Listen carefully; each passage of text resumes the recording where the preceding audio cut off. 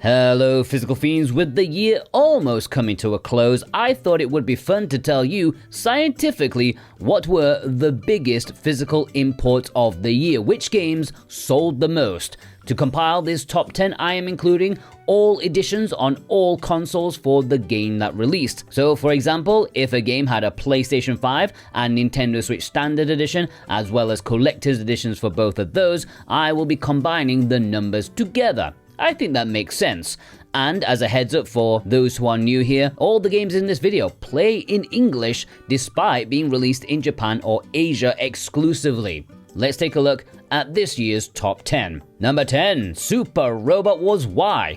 I'm a bit surprised by this release because if it wasn't discounted during Black Friday, this would not have appeared on the list at all, which is kind of shocking to say for a Super Robot Wars game. They are a staple import series, some of the biggest imports of all time. Maybe it was the original pricing, maybe it was series fatigue, but it just didn't sell well at launch until Black Friday, where it dropped to an unmissable $30 at Play Asia, where of course many people jumped on board. Sadly, it's back up to 60 now, but it is a great game. It's more of the same. Number 9, Atelier Resleriana. I think this is one of my favorite Atelier games, and the fact that the Southeast Asian physical release is the only way to get it physically in English on the Switch is kind of difficult to comprehend. I feel like it probably could have been a bit higher on the list, but only the Switch version is an import exclusive. The PlayStation 5 release did get a Western physical, which I'm sure plenty of people chose for, convenience sake as well as performance. Not that the Switch is bad or anything, but this is a great JRPG and a fantastic entry in the franchise. As I said in my review, it is a bit of a step back in terms of ambition compared to Atelier Yumiya, but it is all the better for it, sticking to its roots, doing what it does best, and is incredibly likable and playable as a result. Remember, only the Southeast Asian physical release has English, and I do think it is one worth importing. And if you want it or any of the games in this video, then please consider purchasing them via the links down below in the description and pinned comment. If you order from Play Asia, you can get 5% off with my code Jordan2025. And if you order from Video Games Plus, you can get free worldwide shipping on orders over 75 Canadian bucks, which is like 54 American dollars. Not that much. And any purchase made helps support me and this channel in the best way possible. I do truly thank you from the bottom of my heart. And it is worth following my links regardless of wanting to support me or not, because it's safer too. And no, this is not some tangent into a dodgy VPN ad. No, it's because buying the correct import will net you the English version. There are some sneaky versions of games out there that do not have English, and that would be a waste of money. I will lead you to the correct one. Number 8, Saga Frontier 2 Remastered is in a similar situation to Super Robot Wars Y, but a bit less so. It didn't sell as well as the first Saga Frontier Remastered. That was until there was a 25% discount, which made people jump on board, and it became one of the biggest selling import exclusives this year. It is an idiosyncratic JRPG, perhaps one of the most beautiful PlayStation 1 games ever made, with its watercolor style. Very nice, and the gameplay is interesting too. It follows two stories that are separate from each other but intertwine near the end, and it's something a bit different. I think I still prefer the first game, but this is undeniably a great JRPG to add to your Switch collection. Only the Southeast Asian physical release of this has English on Nintendo Switch. The Hong Kong release does not.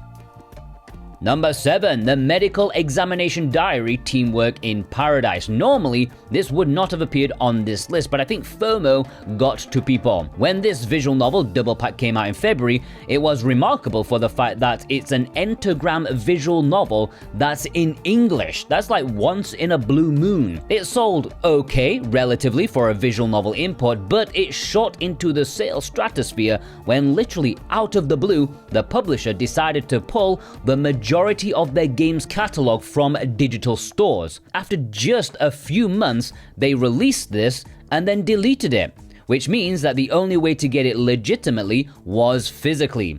And so people gobbled it up, making it a very unlikely candidate for biggest import of the year, or at least one of them. And now it's out of stock and out of print. And that's a shame because the artwork is sensational.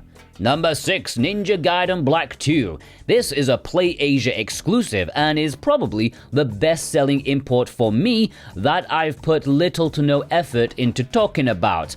Like, I made a quick 2-minute video in the early hours of the morning that not many people saw on a console I'm not normally known for talking about as much, and yet this is the 6th biggest import of the year for me. That is the power and quality of Ninja Gaiden Black 2, a remaster of a well-loved action game, and rightly so. This game is far more welcome in 2025 than it was when it originally released, a bit of ahead of its time in terms of trends. It is a great action game, brutally and bloodily difficult, but yeah, it is a true test of your gamer skills.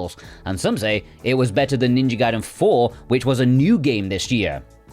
Now, before I get into the top 5, if this video has been interesting or useful to you, do yourself a favor, subscribe, okay? It will be the best thing you do today, I promise. If you love physical video games, then I am your #1 channel for that. Just look at all the videos I make for you. Number 5, Fuga, Melodies of Steel 1, 2, and 3. I am grouping these together into one listing because let's face it, nobody really only bought just one of them. And they also did come in a trilogy pack, which was very popular. These are 3 separate releases that will actually get a North American physical release thanks to limited run games sometime this year, but the import was very popular before that announcement. And here you get 3 extremely well received RPGs, a bit different than your usual JRPG type. There's a heavy focus on the narrative, apparently it's really well written and will make you feel all kinds of emotions for you and your tank crew. Number 4, Fantasy Life I, The Girl Who Steals Time, was a very popular release on Nintendo Switch when it released physically earlier this year, also on PlayStation 5, and then it got a nice extra boost of sales when it appeared physically on Nintendo Switch 2 as a proper cartridge. This has made it the biggest import exclusive on Nintendo Switch 2. Not much competition obviously, but still an early feat, and it's well worth it because honestly, I think this is the best game on this list. And it's insane it didn't get a Western physical release because it's a fantastic game. Great action RPG with a little bit of everything. I highly recommend it, and it's probably my game of the year. Number 3, Hyper Dimension Neptunia Rebirth Trilogy. I am counting these together because again, it's not like people only bought one of them. If you bought one, you bought all 3. They pretty much sold the same amount to the same people. And these are the Asian versions because these are the only ones that have English. Do not buy the Japanese physical releases for these, okay? While I'm not going to deny that Nep isn't popular with a select audience, these releases were very much boosted thanks to Nintendo of America and Europe, who denied them a Western physical release due to their now infamous guidelines. Their physical releases in North America had to be cancelled, but as a loophole, these came out as a PlayAsia exclusive, which allowed them to do a physical release in English. All 3 games were quite popular in both their standard edition as well as their collector's editions. The first game especially sold out its limited edition, while the other 2 still have some copies left at the time of me making this video. Don't go in expecting some kind of top tier RPG, but they have their audience, and that's why it's near the top of this list. Number 2, Atelier Ryza Secret Trilogy. Now this kinda surprised me. I thought it would be popular, but I never would have guessed it would be the 2nd most popular import of this year. I mean, these games have released physically before, even in the West, but never underestimate the thirst for the thighs. This triple pack, which has 3 cartridges included in 3 cases in 1 cover sleeve, is the best way to play these Ryza games. They are the DX versions with loads of tweaks, content, new characters, stories, and quality of life features that are 100% worth grabbing, even if you own them already, because you could just sell your normal versions of eBay, buy this, and then come out with a bit of extra change to spend on some Haribo or Kleenex. You get 3 fantastic JRPGs in one package, at least when it comes to the Southeast Asian versions. It gets a bit more complicated when you get to the Japanese PlayStation versions, but to cut a long story short, okay, just buy the Southeast Asian PS5 or Switch versions and you are good to go. Or watch that long video I made explaining it all if you must.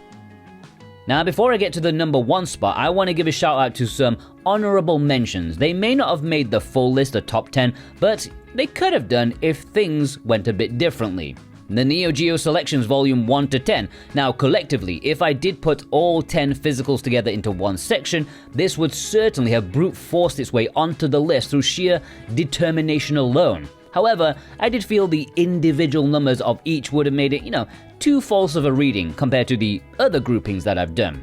Each volume would not have been near the list, but a small, dedicated number of importers for certainty imported all 10 of them. And great, that's 100 NeoGeo games physically on your Switch. That's absolutely nuts and amazing at the same time. I love these, and it's fantastic to have this finally happen, as I've wanted it to happen for years. Corpse Party Tetralogy Pack. I think this could have been on the list had stock been more regularly available, and if the Western physical release wasn't yo-yoing in and out of existence. To cut a long story short, it was an import exclusive at first, it did well, sold a decent amount, but a week before that release, a North American physical was announced. I bet a good few people cancelled their Japanese pre-orders in favor of the North American release. However, that was subsequently cancelled due to Nintendo getting involved with their guidelines, and since then, stock of the Japanese physical has been hard to come by. But at the time of me making this, PlayAsia finally got some back in stock if you want to grab 4 horror games in one. I believe this could have been super high in this list if the Western release was never even mentioned and stock was more easily available. Doom Sweeper Rapid Edition, the little game that could. Even I'm surprised how much this sold. It's a dumb tower defense game that Nintendo banned in the West. I'm still not 100% sure as to why. It's dumb, but it's really fun and incredibly addictive. This is not going to win any awards aside from Strangest Game to potentially be on this list award, but the only way to get this physically in English is from the Southeast Asian physical release. Alright, that's a lot of waffling, so what is the most popular import of this year? Venus Vacation Prism Dead or Alive Extreme. This is nuts. I knew it would be the biggest import for PlayStation 5, but biggest import of the year full stop when there's not even a Switch version involved? Wow, that is the power of the perv. I mean, well, that's exactly what I mean. There's no two ways about it. This is a kind of a visual novel with the biggest budget ever for this genre. Oh, and there's a photography aspect to the gameplay too. You build relationships with the ladies on the island who all want to be the idol representative, something like that. I can't remember. I wasn't paying much attention to the plot when I played it. Who'd have thought it? Do I think this is worthy as being the biggest import of the year? I will be honest, not really, but I totally understand it. This kind of culture is one that you have to import because, Western wussies won't allow this sort of thing anymore. The collector's edition of this was particularly popular, as you can imagine. And those are the biggest imports of the year. Which ones did you pick up and which ones did I convince you to do so? Let me know in the comments below, and if you want to purchase any of them, please do so with the links in the description and pinned comment. It's the best way to support me. If you want a massive list of every import exclusive on the Nintendo Switch, then boy do I have the video for you. But before then, have a fantastic day. Take care.